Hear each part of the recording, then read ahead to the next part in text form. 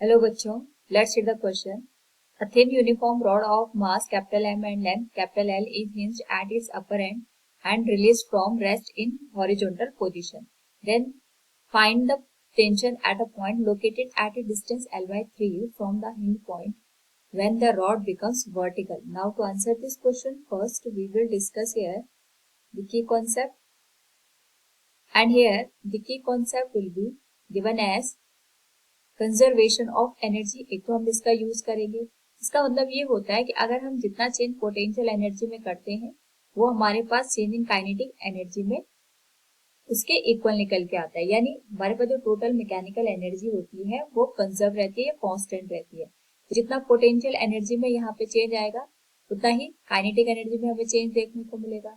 दूसरा, यहाँ पे अगर हम बात करें रोटेशनल काइनेटिक एनर्जी की, तो जो हमारे पास रोटेशनल काइनेटिक एनर्जी होती है that is given as half I into omega square. I is the moment of inertia and omega is the angular velocity. तो क्वेश्चन के अकॉर्डिंग सबसे पहले अगर हम यहाँ पे ऑब्जर्व करें तो हमारे पास एक थिन रॉड है जिसका मास m और लेंथ l के बराबर दे रखी है. पहले हमने इसको हॉरिजॉन्टल पोजीशन में कुछ इस तरीके से रखा है. ये हमारे पास रॉड है. नाउ इसकी जो पोजीशन है अब हमने इस तरीके से वर्टिकल कर दी है. इसमें भी यहाँ पे जो लेंथ होगी ये एल के बराबर होगी, लेकिन हमने दोनों कंडीशन में इसको हिंज पोजीशन में रखा हुआ है. यानी एक एंड इसका यहाँ पे कांस्टेंट है जिसके करस्पॉन्डिंग है यहाँ पे मोशन करेगा. यानी अगर मैं इसको एक साथ ड्रॉ करूं, यहाँ पे हमारे पास रॉड आ गई जिसकी जो लेंथ है ये हमारे पास एल के बराबर है. यहाँ पे हमारे पास जो पोर्शन है वो हिंज्ड है आपस में, और यहाँ पे हमने इसको वर्टिकली इस तरीके से फ्री फॉल कराया है. यहाँ पे हमें ये बताना है जब ये इस तरीके की कंडीशन बनेगी उस पर्टिकुलर केस में हमारे पास जो लेंथ आएगी L/3, उस पॉइंट पे हमारे पास जो टेंशन की वैल्यू होगी वो कितनी होगी. यानी यहाँ से लेके जो L/3 लेंथ निकल के आएगी वहां पे हमें टेंशन की वैल्यू फाइंड आउट करनी है. यानी जो रिमेनिंग पोर्शन होगा उसकी अगर हम लेंथ की बात करें तो ये 12/3 के बराबर होगा. तो इसको फाइंड आउट करने के लिए हम इस नीचे वाले यानी 12/3 जो ये पूरा पोर्शन है इसको एक सिस्टम कंसिडर करते हैं. इस पे लगने वाले फोर्सेस को अगर हम कंसिडर करें तो उससे पहले हम ये देखेंगे कि हमारे पास यहाँ पे जो L लेंथ है, L लेंथ का जो मास है ये हमारे पास कैपिटल M के बराबर है. तो जो यूनिटी लेंथ होगी यानी 1 हमारे पास जो लेंथ आएगी उसका जो मास निकल के आएगा that will be given as capital M divided by L के बराबर.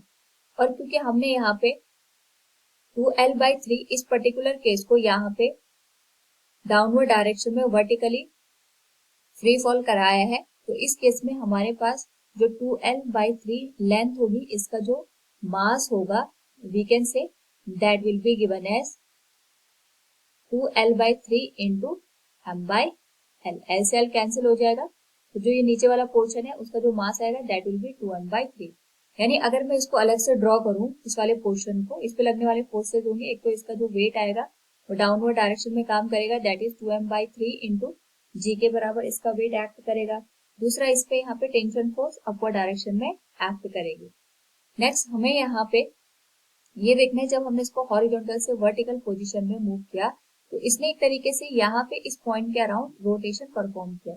तो इसी रोटेशन की वजह से हमारे पास यहाँ पे जो इसका जो सेंटर ऑफ मास होगा उसकी जो वेलोसिटी होगी अगर हम उसको यहाँ पे कैलकुलेट कर दें तो हम ये देख सकते हैं कि यहाँ पे हमारे पास जो सेंटर ऑफ मास है तो इसका यहाँ पे इसका जो मिडिल पॉइंट आएगा यानी जो L हमारे पास टोटल लेंथ दे रखी है इस पॉइंट से हाफ डिस्टेंस पे या L/2 डिस्टेंस पे इसका सेंटर ऑफ मास यहाँ पे एक्ट करेगा.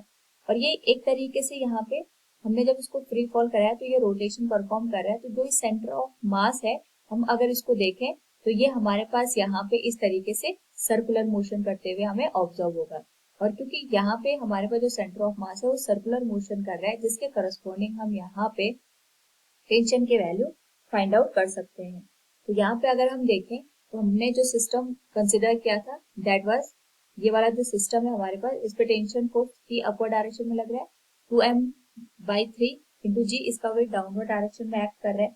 और यहाँ पे इन दोनों फोर्सेस के डिफरेंस की वजह से ही इस पे यहाँ पे जो सेंट्रीपिटल फोर्स है वो एक्ट करेगा जिसको हम लिख सकते हैं T - 2 mg बाई 3 इक्वल्स ये हो जाएगा हमारे पास यहाँ पे 2m/3 जो सेंटर ऑफ मास है इसका स्क्वायर, क्योंकि वी नो दैट हमारे पास बेसिकली ये जो वैल्यू होती है mv square divided by r के बराबर होती है, तो मास तो 2m/3 आ गया, सेंटर ऑफ मास का वेलोसिटी का स्क्वायर डिवाइडेड बाई जो रेडियस आएगी उसको हम यहाँ पे लिख लेंगे, that is given as r। अभी हम r की वैल्यू भी कैलकुलेट करेंगे, क्योंकि हमने यहाँ पे जो सर्कुलर पोर्शन को ऑब्जर्व किया है उसके रिगार्डिंग यहाँ पे जो रेडियस की वैल्यू आएगी वो हम यहाँ पे कैलकुलेट करके पुट कर देंगे। लेकिन उससे पहले हम यहाँ पे जो हमारे पास सेंटर ऑफ मास की वेलोसिटी है इसको कैलकुलेट करेंगे। नाउ इसको कैलकुलेट करने के लिए हम यहाँ पे देखेंगे हमारे पास जो हॉरिजॉन्टल पोजीशन थी उसने खुद को चेंज करके वर्टिकल में यहाँ पे अपने आप को अलाइन कर दिया, जिसके करस्पॉन्डिंग यहाँ पे हम देखेंगे जब ये हॉरिजॉन्टल पोजीशन में थी उस टाइम पे इसके पास पोटेंशियल एनर्जी थी। अब इसने मोशन कर दिया तो इसके पास यहाँ पे काइनेटिक एनर्जी आ गई। टोटल एनर्जी दोनों केस में यहाँ पे सेम रहेगी, यानी change in kinetic energy will be equal to change in potential energy. Now अगर हम बात करें यहाँ पे चेंज इन पोटेंशियल एनर्जी की, इस पर्टिकुलर केस में हमारे पास यहाँ पे जो ग्रेविटेशनल फोर्स होगा वो लेंथ के जस्ट सेंटर पॉइंट पे एक्ट करेगा, so change in potential energy will be given as m into g into L/2, क्योंकि लेंथ में यहाँ पे हमारे पास अगर हम रेफरेंस पॉइंट के रिस्पेक्ट में देखेंगे तो L/2 लेंथ में ही यहाँ पे हमारे पास चेंज आया है, and it will be equal to change in kinetic energy, क्योंकि प्योर रोटेशन की कंडीशन है, so we will write here it as half I omega square. Now जहां से हमने जो रॉड है उसको हिंज किया उसके अबाउट अगर हम यहाँ पे मोमेंट ऑफ इनर्शिया की वैल्यू देखेंगे, for this particular case it is given as mg into L/2 equals half, इसके लिए मोमेंट ऑफ इनर्शिया की वैल्यू होगी ml square by 3 into omega square. Similar term यहाँ पे कैंसिल हो जाएंगे हमारे पास, एंड m से m अगर हम कैंसिल कर दें, l से l स्क्वायर का टर्म कैंसिल हो जाएगा, तो जो ओमेगा की वैल्यू है that will be given as square root of 3 into g divided by l के बराबर। नाउ यहाँ पे अगर मैं इसको इक्वेशन नंबर फर्स्ट कंसिडर करूँ, जिसको equation number 2, and we know that हमें यहाँ पे बेसिकली v COM की वैल्यू चाहिए, and we know that v COM will be given as r omega, तो यहाँ से हम ओमेगा की वैल्यू तो पुट कर सकते हैं, जिससे हमारे पास v COM की जो वैल्यू है that will be given as square root of 3g divided by l। अगर मैं रेडियस की बात करूं इस केस में हमारे पास जो रेडियस आएगा that will be given as, हमारे पास यहाँ पे जो सेंटर ऑफ मास है इस सर्कल के अबाउट जो यहाँ पे रोटेशन कर रहा है, तो इसका जो सेंटर आएगा अगर हम इस सेंटर की बात करेंगे that will be given as, यहाँ पे हमारे पास L/3 ऑलरेडी ये लेंथ दे रखी है। यहाँ पे अगर मैं इस सेंटर पॉइंट की इस सेंटर से डिस्टेंस देखूंगी तो हमारे पास जो टोटल लेंथ निकल के आएगी, अगर हम इसको अलग से कैलकुलेट करें तो ये हमारे पास टोटल 12/3 दे रखा है। ये जो पूरा सिस्टम है ये हमारे पास 12/3 लेंथ का है। इस 12/3 का जो मिड पॉइंट आएगा that is given as L/3, ये हमारे पास L/3 के बराबर आएगा, और L/3 की जो ऑलरेडी लेंथ दे रखी है ये हमारे पास ये लेंथ यहाँ पे हिंज पॉइंट के रिस्पेक्ट में दे रखी है। तो यहाँ से अगर हमने जहाँ पे रॉड को हिंज कर रखा है वहां से इस सेंटर पॉइंट के डिस्टेंस को देखेंगे that will act the radius of this given system, तो ये हमारे पास 12/3 के बराबर हो जाएगी, so we can write this will be given as 2L/3।